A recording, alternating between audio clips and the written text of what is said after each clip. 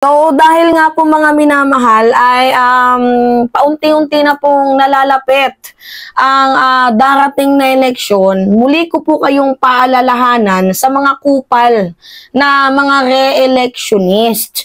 So, ano nga ba yung content natin ngayon? Sino nga ba yung mga sumusuporta sa mga kriminal na mga senador? So, ipapaalala ko ulit sa inyo, mga minamahal, itong mga senador ng mga baboy, bumaboy po sa justice system natin, bumaboy po sa mga kababaihan, bumaboy po sa mga maliliit na mamamayang Pilipino, bumaboy sa mga manggagawa.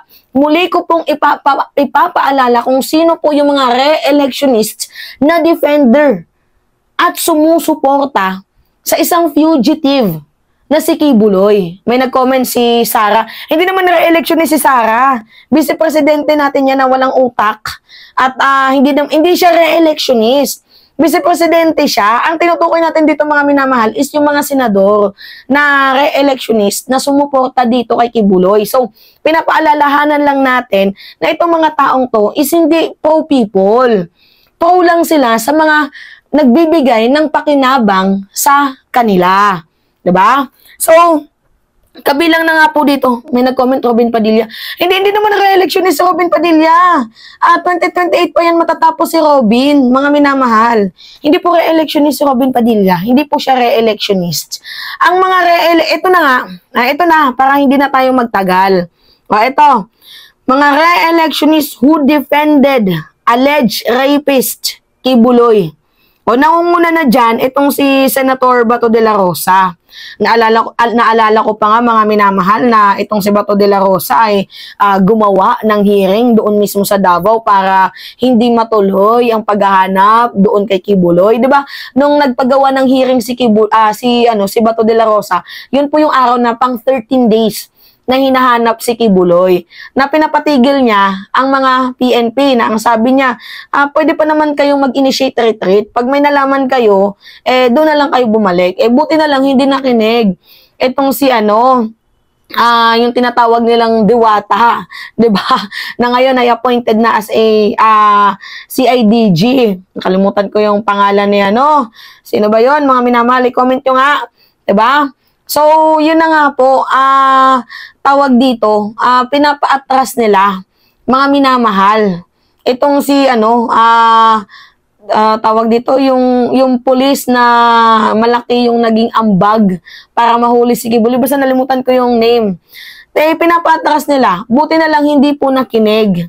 'Di ba? Hindi po nakinig yung mga yung mga pulis na nandoon. So, after 16 days, nahuli po itong si Kibuloy. Ano yung sabi ni Bato de la Rosa?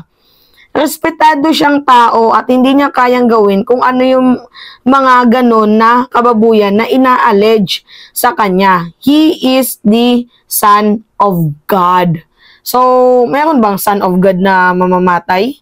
Ha? Meron bang Son of God na rapist? Ha? Mga minamahal? Meron ba? Kasi pag sinabi nating Son of God, hindi ka gumagawa ng katarantaduhan. Yun, alala ko Nicolas Torre. 'Di ba? Yan, na-appoint nga si Nicolas Torre bilang CIDG. Dati Davao Police Chief siya. So, yun na nga mga minamahal. Meron bang appointed Son of God na gumagawa ng katarantaduhan at kababuyan sa mga kababaihan? Meron bang Son of God na walang ibang ginawa kundi mangkupal sa mga OFW? 'Di ba? Tapos yung mga bata, binababoy. Tama ba yun? Senador ka pero hindi mo man lang kayang i-defend yung mga kapwa mo Pilipino. Sumunod dito si Amy Marcos. Sabi niya, mabait siya sa atin at higit sa lahat, tumutulong sa napakarami. Malungkot ako na nauwi sa ganito. So, sinusuportahan niya din mga minamahal. Itong si Kibuloy, babae ka pa man din. Yan yung nakakalungkot mga minamahal. Babae itong si Amy Marcos. And most ng mga nagre-reklamo, karamihan is mga babae kasi biktima sila ng sexual abuse, biktima sila ng pang-aabuso, biktima sila ng harassment, 'di ba, ni Kibuloy. Tapos malalaman natin na itong si Amy Marcos sumusuporta dito kay Kibuloy, which is hindi katanggap-tanggap 'yun. Di ba malaking kaululan yun, kababuyan yun, mga minamahal, na babae ka tapos susuportahan mo ang isang allegedly fugitive, allegedly criminal. Hindi pa nahusgahan, pero the way na lumabas yung mga testimony, dapat naging silent ka na lang dyan. Naging neutral ka. Hindi yung panig mo dito kay Kibuloy.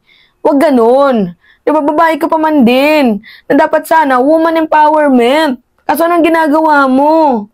Di ba, imbis na woman empowerment, ginagawa mong mababang uri yung mga kababaihan. Babae ka pa man din, nasisikmura mo yun, Amy. Oh, sumunod dito si Bongo. Dahil po sa pagiging kaibigan niya kay Mayor Duterte, ay ganun po ang ginawa sa kanya. Oh, in-involved na naman dito mga minamahalang ang politika. Ibig sabihin nila, si Kibuloy daw po, is solid supporters ng mga Duterte. Kaya daw po iniipit at ginigipit itong si Kibuloy. Hindi naman po panggigipit at pangiipit yung ginagawa ng ating mga kapulisan at ng ating gobyerno. No one is above the law. If you are committed for a crime, then kailangan mong managot sa ating batas. Kailangan mong managot sa ating mga hustisya, sa ating hustisya. Public servant kayo, 'di ba? Supposedly, if you are a public servant, you will serve the nation. You will serve your people. Diba? Kasi public servant kayo, ang baboy naman ang pangalan ninyo, public servant kayo, pero ang sinusuportahan ninyo, si Kibuloy. Meron bang ganun? Public servant kayo, pero nandun yung simpatsya nyo sa isang pugante, sa isang fugitive. Diba? Kaya nga sabi ko sa inyo, mga minamahal, itong mga taong binanggit ko sa inyo, huwag niyo po yung iboboto. Never again, mga minamahal. Kasi bukod sa sinuportahan nila, itong si Kibuloy, itong si Bato, may issue yan sa ICC. Dawit yan sa mga pagpatay ng libu-libong mamamayang Pilipino. Gaano kadami yung mga namatay nung panahon ng war on drugs? Estimated 30,000. Mga minamahal, binaboy. Diba parang tinuring nilang manok. Yung mga tao na kapag gusto nilang tirahin, ay titirahin nila. O si Bongo sangkot sa iba't ibang kaso, o plunder, corruption. 'Di ba? Yung pangalan pa ng kanilang company, yung CLTJ, 'yun, 'di ba? Mga minamahal, involved din siya sa Garamas case di umano. According yan sa testimony ng isang lieutenant din na colonel din, mga minamahal. 'Di ba? So, sinasabi ko sa inyo, ang pangit ng mga re-electionist na yan. Wala na nga tayong nakitang pagbabago sa kanila, iboboto nyo pa. Gising na. Kinakahiya nga yan yung dalawang yan ni Sara. Hindi niya nga inendorso yan Nanahimik lang si Sara Duterte kasi nahiya. Dito kay Philip, dito kay Bongo, dito kay Bato. Hindi niya inendorso. Kasi nahiya siya kasi mabantot. Pareha sa kanya mabantot. Diba? Yan yung mga senador na mga walang kwenta. Na gusto kong i-emphasize sa inyo na huwag niyong iboto. Kasi gago. Kasi mga tarantado. Mga hayop, may mga kulang sa pag-iisip, may mga sinto-sinto. Diba mga kupal? Kupal to the highest level. Kaya pinapaalala ko sa inyo mga minamahal na vote wisely talaga. Diba? Anyway, yun po. It's me again, si Mima Alicia nyo, at nagbabalik ulit para sa ating panibagong video.